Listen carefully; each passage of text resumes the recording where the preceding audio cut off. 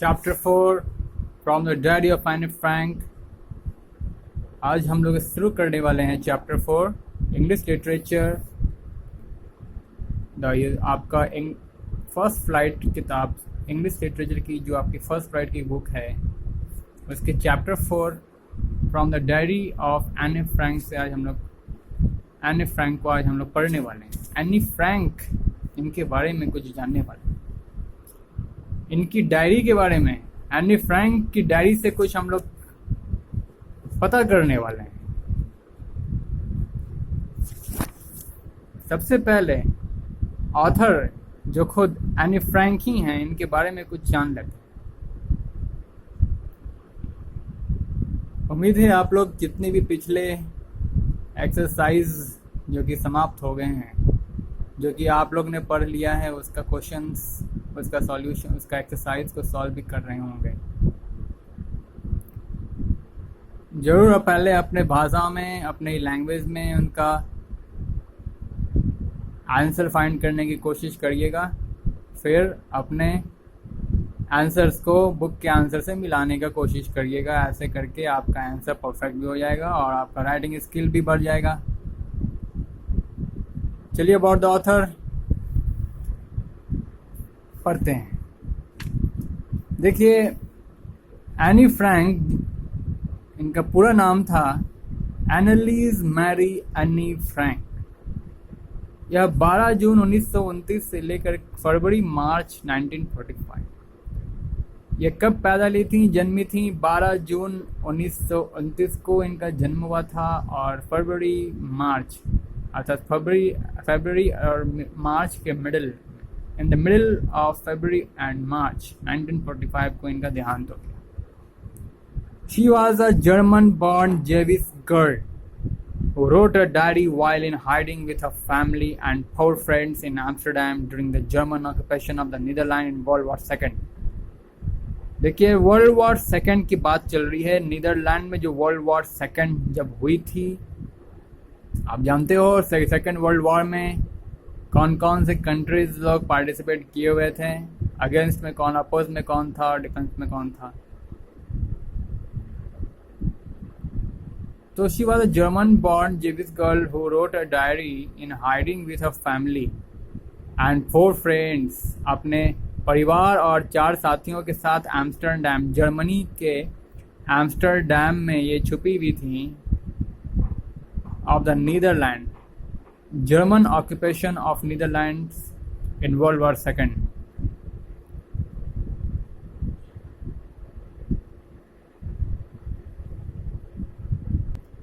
मतलब नीदरलैंड्स की जो जर्मन पर आधिपत्य, द्वितीय विश्व युद्ध के दौरान नीदरलैंड्स की जर्मनी पर जो आधिपत्य था, during the German occupation of the Netherland World War II, द्वितीय विश्व युद्ध के दौरान नीदरलैंड्स का जर्मनी पर आधिपत्य था।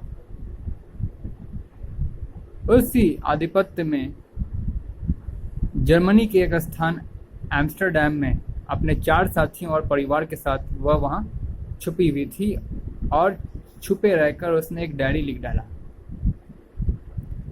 Her family had to move to Amsterdam after the Nazis gained power in Germany, but were trapped when the Nazi occupation extended into the Netherlands। अब जानते होंगे एडोल्फ हिटलर की जो पार्टी थी, नाजीज पार्टी। एडोल्फ हिटलर के द्वारा एक party का गठन हुआ था, नाजी, जिसका नाम था नाजी पार्टी। जब नाजी पार्टी को जर्मनी का आधिपत्य मिला, when Nazi party gained power in Germany, her family had moved to Amsterdam। Anne Frank और उसका परिवार को एम्स्टर्डम के लिए जाना पड़ा, but were trapped when the Nazi occupation extended to Netherlands। लेकिन वे लोग फंस कर रह गईं जब नाजी की आधिपत्य, नाजी का अधिकार, उसका ऑक्यूपेशन नीदरलैंड तक, उसके आधिपत्य का फैलाव नीदरलैंड तक हो गया। नाजी पार्टी का आधिपत्य, नाजियों का जो अधिकार था उनके अधिकार का फैलाव नीदरलैंड्स तक जब हो गया तो वे एनी फ्रैंक और उनका परिवार एम्स्टर्डम में ही फंस कर रह गए, वहीं पर फंस गए हैं। फिर वहीं उन्हें छुपकर रहना पड़ा उनके 4 साथियों के साथ और उनके परिवार के साथ। और वहीं एम्स्टर्डम में फंसी रहकर एनी फ्रैंक एक विक्टिम्स की भांति, एक पीड़िता के रूप में उनका और उनका परिवार वहाँ पर फंसा हुआ था। और एनी फ्रैंक उसी हालत में एक डायरी लिख डालती है और उसी डायरी के बारे में हम लोग यहाँ क्या क्या लिखी, क्या क्या एक्सपीरियंसेस को, अनुभवों को अपने डायरी में उन्होंने शेयर किया, वो उसी को हम लोग यहाँ पढ़ने वाले हैं।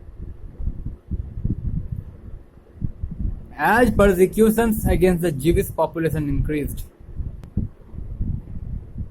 Now,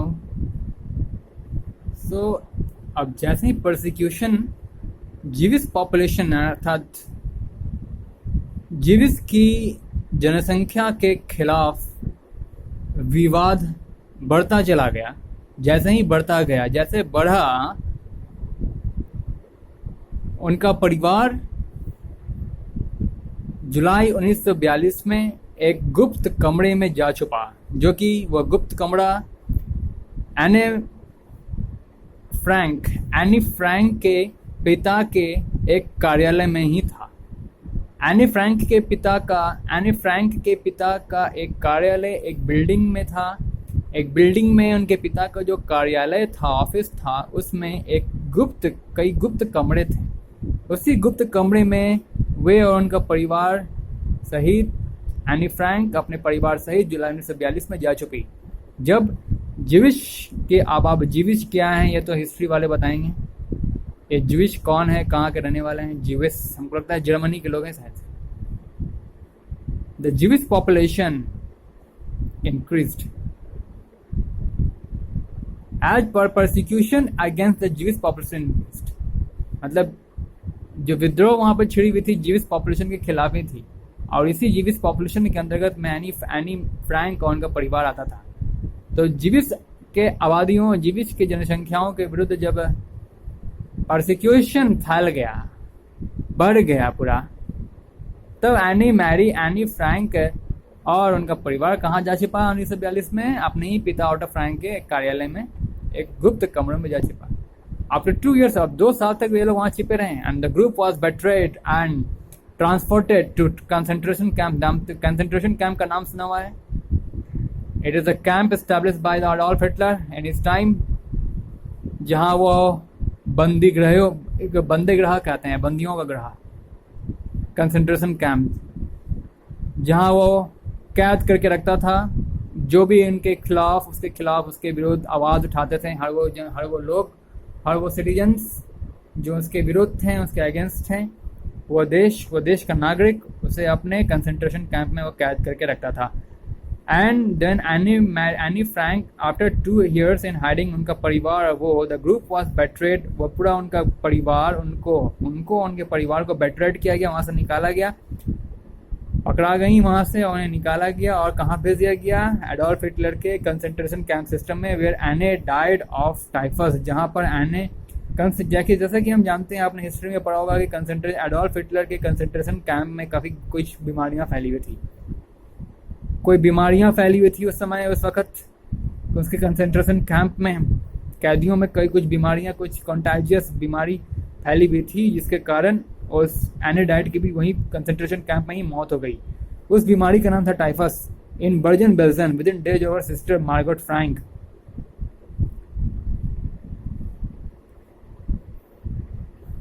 her father Otto the only survivor of the group, यानी कि उसकी बहन मार्गरेट फ्रैंक और उसके 4 साथी थे।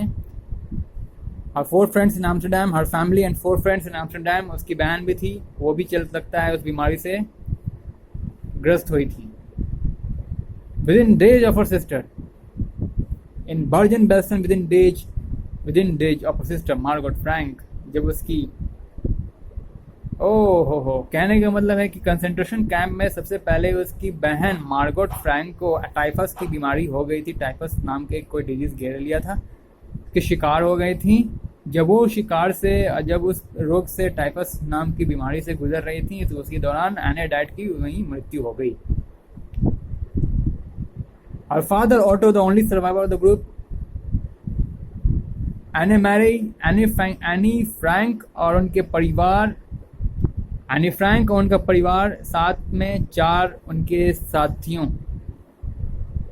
उन सभी में केवल एक उनके पिताजी ही सलामत रह पाए, बच पाए। Her father Otto Franks, the only survivor of the group, returned to Amsterdam, जो कि एम्स्टर्डम वापस लौटे। After the war ended, द्वितीय विश्व युद्ध की समाप्ति पर केवल एनी फ्रैंक के पिताजी ही सलामत रहे, बाकी पूरा परिवार उस युद्ध में पीड़ित था, उस युद्ध का पीड़ित था, victim of the second world war. So Anne Frank, यहाँ जो तस्वीर आप इस स्क्रीन पर अपने बुक में आप देख रहे हो, यह तस्वीर एनी फ्रैंक की है और इनका परिवार जो कि सेकेंड वर्ल्ड वॉर में अपने लाइफ को, अपने जीवन को खो बैठे। ये और इनका परिवार अपने जीवन को हाथ से, अपने जीवन को, ये और इनका परिवार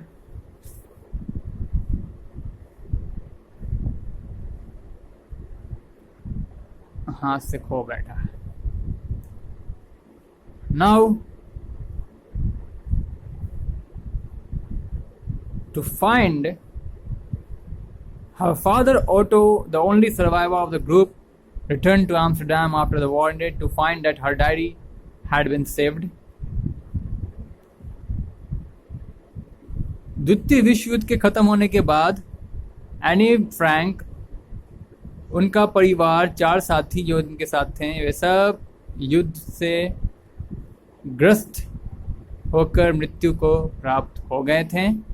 केवल उनके पिताजी ही सलामत रहें और सलामती के साथ एम्स्टर्डम वापस लौटे युद्ध के समाप्त होने के बाद।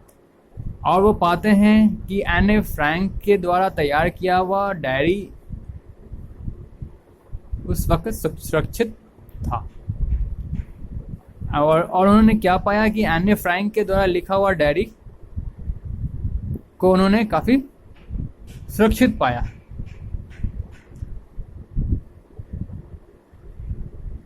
Convinced that it was unique record, he took action to have it published in English under the name of the Diary of a Young Girl. वो काफ़ी संतुष्ट थे, काफ़ी प्रभावित हैं एनी फ्रैंक की लिखी हुई उस डायरी से, काफ़ी प्रभावित हैं, कन्विंस्ड भी थे that it was unique record. He took action to have it published in English under the name। हाँ, उन्होंने फैसला किया एनी फ्रैंक के उस लिखी हुई डायरी को इंग्लिश भाषा में प्रकाशित करने का उन्होंने एक कदम उठाने का उन्होंने निर्णय लिया, जिसका नाम होगा क्या, जिसका नाम रखा उन्होंने डायरी, और जिसका नाम किसी यंग गर्ल, किसी नौजवान, किसी नवयुवती के नाम पर वह डायरी होगा। उन्होंने ऐसा सोचा कि इसके अपने बेटी के लिखे हुए डायरी को इंग्लिश भाषा में प्रकाशित करें, जो कि उसी के एक मतलब उसका जो टाइटल होगा, उस डायरी का टाइटल होगा किसी भी एक नौजवान लड़की के नाम पर ही होगा।